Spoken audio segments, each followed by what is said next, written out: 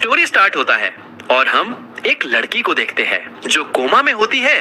तभी वो अचानक से अपनी आंखें खोलती है और बहुत ही ज्यादा डरते हुए बोलती है, मैं अभी मरना नहीं चाहती। तभी उसके सामने एक सिस्टम अपीयर हो जाता है जिसे देखते हुए बोलती है, हाँ मैं कहाँ हूँ? अभी तो मैं अस्पताल के बिस्तर पर थी। तभी उसके सामने सिस्टम में लिखा हुआ आता है, मिशेल झाओ, नोवेल विलेनेस, मरने की आयु 33 वर्ष, मरने का कारण कैंसर। ये देख मिशेल बोलती है, क्या एक नोवेल विलेनेस? सिस्टम बोलता है, हाँ एक नोवेल विलेनेस के रूप में तुम्हारी स्थिति शायद कुछ ऐसी होगी। तुम गलती से किसी और परिवार द्वारा गोद ली थी और 15 साल की उम्र में ही झाओ परिवार से फिर से मिली। लेकिन उस परिवार को पहले से ही अपनी प्यारी यान झाओ मिल चुकी थी। हीरोइन से जलन के कारण तुमने उसके परिवार को पाने की लालसा शुरू कर दी और अंत में तुम्हारी कैंसर से मृत्यु हो गई। मिशेल बोलती है, लालच? मैंने तो बड़ी मुश्किल से अपना परिवार पाया और उन्हें खुश करने की पूरी कोशिश की। फिर भी मैं उस चीज का लालच कर रही हूँ जो पहले मेरी ही थी और मेरा अंत मौत से हुआ। सिस्टम बोलता है, ज्यादा उदास मत हो, मैं विलेनेस के लिए सहायक प्रणाली हूँ। मैं तुम्हारी किस्मत और दुखद अंत को बदलने में मदद कर सकता हूँ। मिशेल बोलती है, क्या मेरी किस्मत बदल सकती है? सिस्टम बोलता है, हाँ यह पूरी तरह तुम्हारे ऊपर है कि तुम खुद क्या फैसला करती हो। उसके बाद हम देखते हैं मिशेल सोच रही होती है, मैं फिर से जिंदा हो गई हूँ। फिर वो अपना चेहरा देखते हुए बोलती है, मेरे चेहरे पर ये जलने का निशान, ये मुझे तब लगा था जब मैं हाई स्कूल के दूसरे साल में थी। तभी वहाँ पर सिस्टम आकर बोलता है, हालांकि तुम फिर से जन्म ले चुकी हो, तुम्हारी किस्मत अब भी वैसी ही है और तुम्हें अब भी कैंसर और सड़क दुर्घटनाओं का सामना करना पड़ेगा। मिशेल बोलती है, तो फिर मैं अपनी किस्मत कैसे बदलूं? सिस्टम बताता है, चिपक जाओ, बस किसी ऐसे व्यक्ति के पास रहो जिसका किस्मत बहुत ही अच्छा हो और तुम उसके किस्मत का फायदा उठा सकती हो।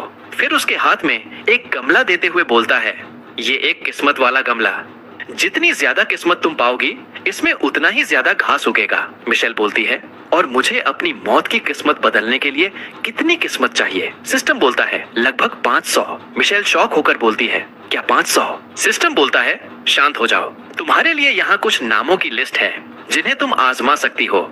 और उसके सामने एक लिस्ट खुलता है जिनसे किस्मत उधार ली जा सकती है। मिशेल लिस्ट देखते हुए बोलती है, विक्टर फू, जेन फू, जैकी जियांग। क्या ये स्कूल के सबसे मोस्ट पॉपुलर लोग नहीं हैं? और ये सभी इंटरनेशनल क्लासेस में हैं। बिल्कुल सही, चलो देखते हैं।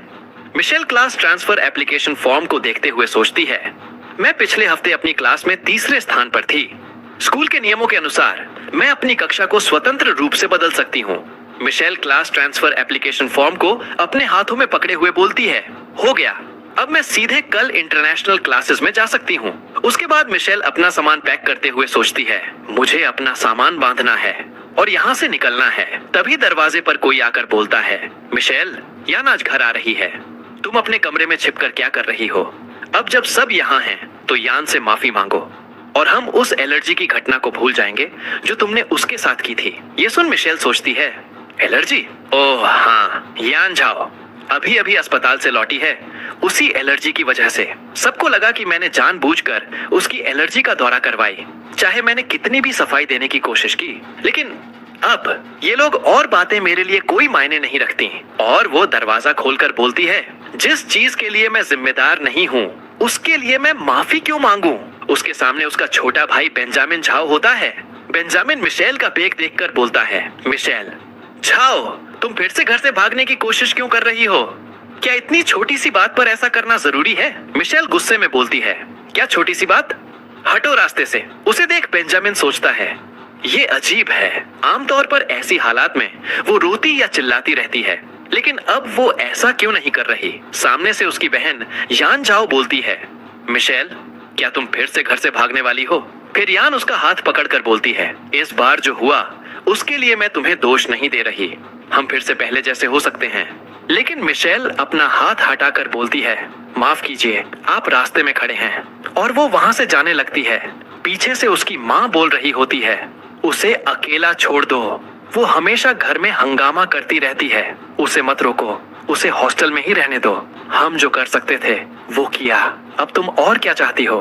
तुम एहसान फरामोश हो। ये सब सुनकर मिशेल सोचती है, इस जिंदगी में मैं अब कभी अपना समय तुम लोगों को खुश करने में बर्बाद नहीं करूंगी। ठीक है, अब सोचते हैं कि दूसरों की किस्मत का फायदा कैसे उठाया जाए उसके बाद हम गोल्ड मेडल क्लास को देखते हैं, जहां 3 लड़के बाहर देख रहे होते हैं। तभी पीछे वाला लड़का बोलता है, अरे क्या वो मिशेल झाओ नहीं है? दूसरा लड़का बोलता है, वो सच में टॉप 5 में आ गई। क्या वो गोल्ड मेडल क्लास में जाने के लिए पूरी तरह से तैयार है? Gold medal class international class के बगल में ही है, लेकिन ये दोनों क्लासें एक दूसरे से पूरी तरह अलग हैं। गोल्ड मेडल क्लास के छात्र शानदार रिजल्ट्स लाते हैं और अक्सर अलग अलग प्रतियोगिताओं में भाग लेते हैं, और दूसरी ओर इंटरनेशनल क्लास में ज्यादातर प्रतिष्ठित परिवारों के अनपढ़ वारिस होते हैं। तभी मिशेल बोलती है, पिछली जिंदगी में सबको पता था कि मैंने लियोनार्ड शेन के पीछे जाने के लिए गोल्ड मेडल क्लास चुनी थी। एक लड़का चिल्लाते हुए बोलता है, हे भगवान लियो, मिशेल झाओ पूरे दिन पढ़ाई करती है सिर्फ गोल्ड मेडल क्लास में आने के लिए, ताकि तुम्हारे पीछे आ सके। तुम दोनों जल्द ही एक ही क्लास में रहोगे। तुम्हारे क्या विचार हैं? लियो एक रोबोट बनाते हुए बोलता है, अपनी बकवास बंद करो। रेगुलर क्लास के टॉप 5 छात्र अपनी क्लास बदलने के लिए स्वतंत्र हैं। यह स्कूल की नीति है और उसका अधिकार है।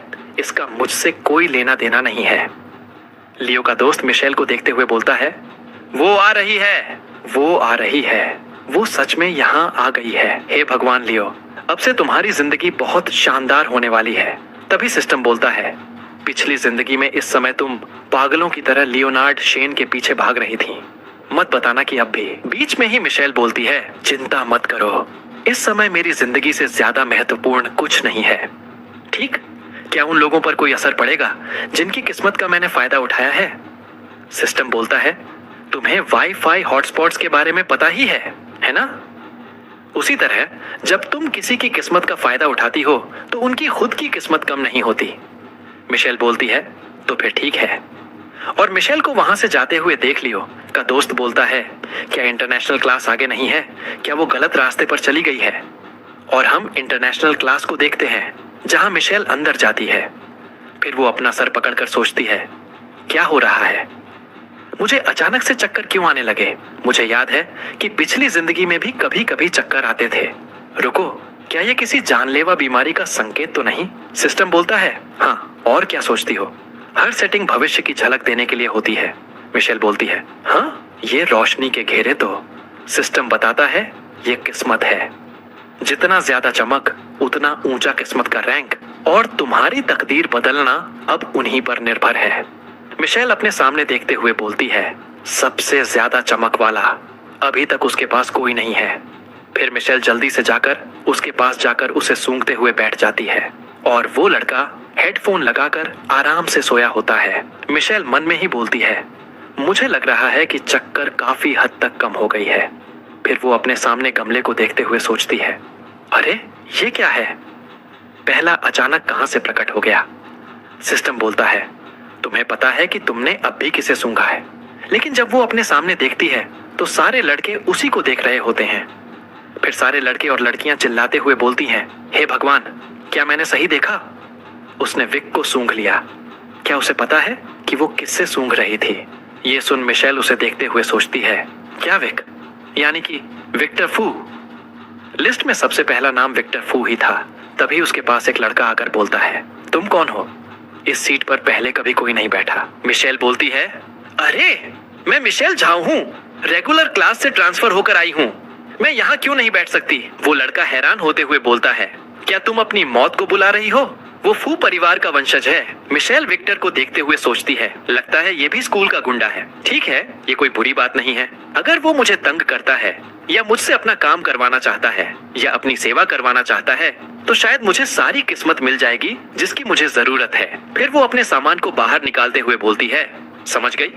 जबकि और कोई सीट खाली नहीं है तो मैं यहीं बैठ जाती हूँ। लेकिन सारे लड़के बोल रहे होते हैं, वो तो कुछ खास लगती है, कौन है वो? दूसरा लड़का बोलता है, उसने कहा कि वो रेगुलर क्लास से ट्रांसफर होकर आई है। क्या वो विक के पीछे आई है?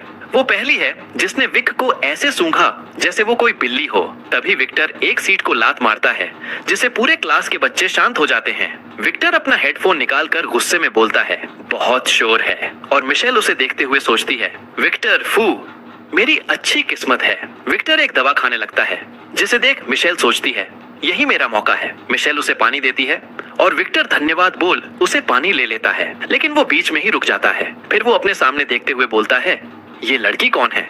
तुम मेरे पास क्यों बैठी हो? मिशेल हंसते हुए बोलती है, मेरा नाम मिशेल झाओ है। मैं अभी रेगुलर क्लास 6 से ट्रांसफर होकर आई हूँ। ये सुन सारे लड़के बोलते हैं, ओह, लगता है उसे वो सच में बहुत पसंद है। ये प्यार है। रात भर जागकर सारे सवाल पढ़ना जरूर मुश्किल रहा होगा। ये लड़की वाकई काबिल है। उसने तो विक के पीछे जाने के लिए क्लास तक बदल दी। विक्टर खांसते हुए बोलता है, अपनी सीट तुरंत बदलो, मैं कभी किसी के पास नहीं बैठता। मिशेल बहुत ही प्यार से बोलती है, नहीं बदलूंगी। मुझे हटाना मतलब मुझे मारने जैसा होगा। विक्टर शर्माते हुए बोलता है, ये तुम क्या कह रही हो? मिशेल सोचती है, शिट, मैं इतनी घिनौनी बात कैसे कह सकती हूँ? विक्टर एक लड़के से बोलता है, तुम उसकी किताबें समेटो और हटा दो। तभी वहाँ पर क्लास टीचर आकर टेबल पर किताब मारते हुए बोलते हैं, आज सुबह इतना शोर क्यों है? विक्टर, फू, फिर तुम ही हो। देखो तुमने क्या कर दिया। और उसे एक पेपर दिखाते हुए बोलते हैं, स्कूल में छात्रों को मोटरसाइकिल चलाने की सख्त मना है, लेकिन तुम तो साथ में एक पूरा झुंड ही ले आए। विक्टर हंसते हुए बोलता है, मिस्टर झांग, ये कौन सा जमाना है? यकीन नहीं होता कि आप अब भी अखबार पढ़ते हैं। मिस्टर झांग विक्टर पर चिल्लाते हुए बोलते हैं, क्या तुम्हें सच में लगता है कि तुम्हें कोई कंट्रोल नहीं कर सकता? अभी जाओ और 30 चक्कर लगाओ, नहीं तो तुम्हारे माता पिता को बुला लूंगा। तभी मिशेल खड़े होकर बोलती है, सर, क्या मैं उसकी जगह दौड़ सकती हूँ? और इसी के साथ एपिसोड 1 खत्म होता है। मैं इसका एपिसोड 2 जल्दी ही लाऊंगा। तब तक के लिए वीडियो को लाइक और चैनल को सब्सक्राइब कर लो। चलो मिलते हैं अगला एपिसोड में।